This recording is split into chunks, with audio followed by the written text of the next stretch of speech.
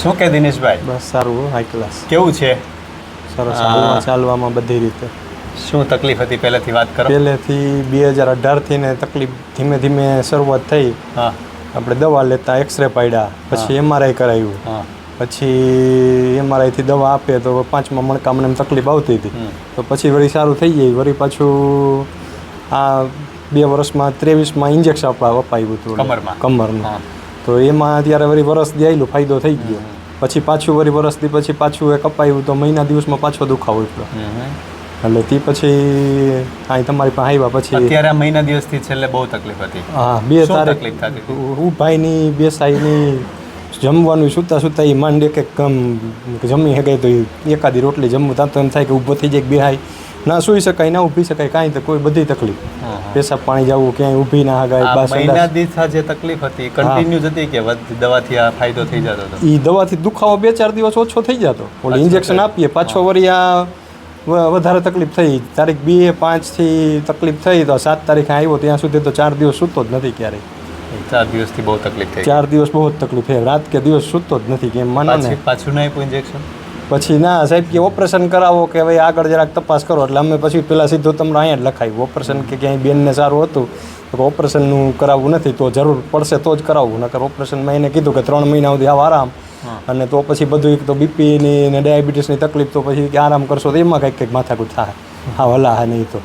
એટલે એને હિસાબે એ પછી માંડી વાર્યું. પેલા અહીંયા આવ્યા, જો અહીંથી ન થાત તો જ આગળ વધતું હતું. અને આપણે આગળ પોઝિશન નહોતી, બધું પૂછી લીધું તો કે 3 મહિનાનો આરામ કરવાનો, આટલો ખર્ચો અને એ બધું એને કીધું હતું.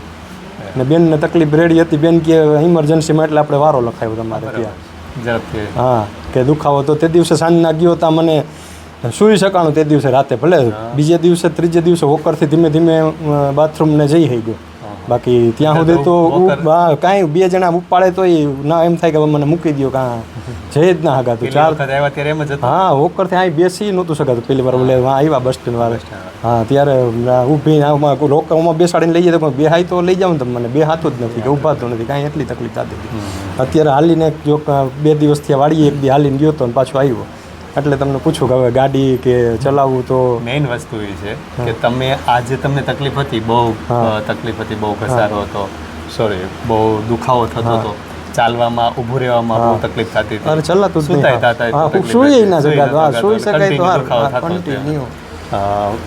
કોઈ પણ જાતની દવા વગર, ઇન્જેક્શન વગર, ઓપરેશન વગર મટાડ્યું ને એ મેઇન વસ્તુ. હા, એ જ મેઇન વસ્તુ છે ને. દવા પાછી તમે આપી દવાઈ મેં 3 ગોળી તો પાછી તમે કીધું પૂરી કરી રાખી દીધી, નથી ખાધી હજી. હા, મેં જરૂર હા તો પીશું, મેં મૂકી દીધી, હજી કાંઈ પાછી પીતી નથી. અને હાલ આ જે તમને તકલીફ છે ને એ તમે ઓપરેશન કરાવ્યું હોત તોય મટી જાત, પણ ઓપરેશન વગર મટાડવું ને. હા, એટલે ઓપરેશન પછી આરામ. આપણી પાસે બધું આરામની તકલીફ એટલી બધી હતી કે હાવ જો ઘરે પપ્પાને એટલી બીમારી પડી ગયા એના હિસાબે કે ભાઈ ભોણા થઈ શકે ત્યાં એને ચિંતા કરી ગઈ કે હું રાતને દિવસ રોયો ને એના હિસાબે એને બીપી ને અંતે થઈ ગયું. નકર મારી રીતે એને ભલે ગોઠણ તો કામ નથી કરતા, પણ ગાડી લઈને ધીમે ધીમે જઈને બેસતા વાળીએ તે માણસો હોય તો કંઈક હવે હાવ 2 ખાટલા આમ 2ના ખાટલા ઘરે ઠાયરા હતા.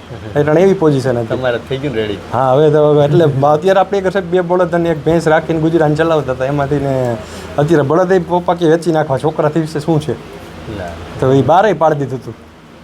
વરસાદનો ટાઈમ છે તો એ વેચી નાખીએ, ભલે પછી આપણે ટ્રેક્ટરથી કરાવી લેવું. આપણે હોય તો પછી કરવા જવું જ પડે ફરજિયાત. તો એમ કે દુખાવો પડે હાલતા વારંવાર, તો એ કહેવાય કે એક તકલીફ નિકાલ કાઢી નાખો. એક ભેંસ રાખી હતી, એ પછી કે દિવાળી એવું લાગે વેચી નાખી.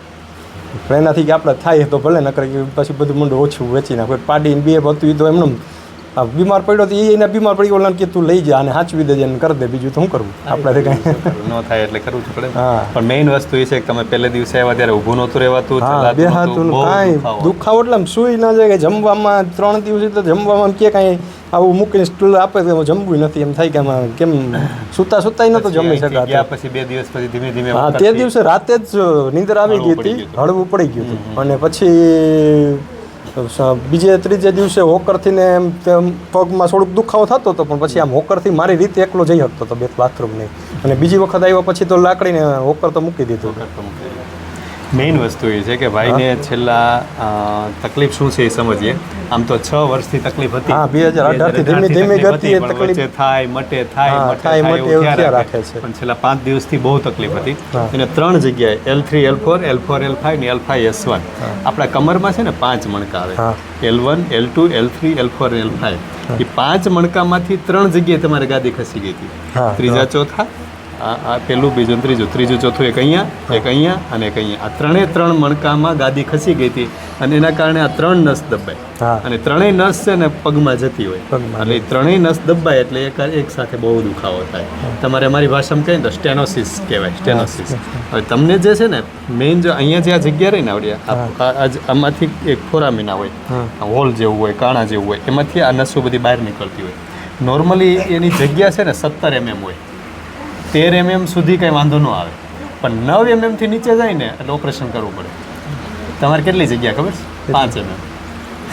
ફરજિયાત operation. દુખાવો એટલો જ હતો એટલે જ એટલું ઓછું થઈ ગયું દુખાવો એટલે તકલીફ જ એટલી હતી. હા. એટલે 9 mm થી નીચે તો ઓપરેશન જ કરવું પડે. તમારે જે તકલીફ હતી 5 mm ની હતી. તો 5 mm એટલે ઇમરજન્સીમાં ઓપરેશન. હા, emergency. તાત્કાલિક ઓપરેશન કરવું જ પડે. બરાબર? એટલે એ મેઇન છે એ જગ્યા જે છે ને એ જગ્યા કરવાની એ અમારું કામ છે.